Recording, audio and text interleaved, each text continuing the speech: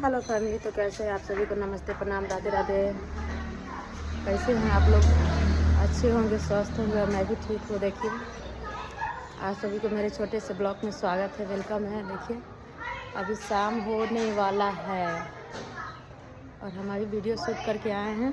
सोचे छोटा सा एक ब्लॉग बना करके डाल देती हूँ। आप लोग मेरे ब्लॉग को प्यार दुलार देना ना भूलिएगा, इसी तरह आशीर्वाद बनाए रखिएगा। इधर देखिए, बच्चे लोग सब देख रहे हैं, मैं ब्लॉगिंग कर रही हूँ। तो देखिए, साइड में सारे बच्चे वीडियो बनाती रहती, देखती रहती है।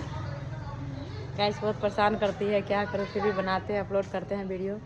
आप लोग इसी तरह अपना प्यार दुलार आशीर्वाद देते रहिए इसी तरह। तो चलिए गाइस, अब हम चलते हैं कुछ काम धंधा में।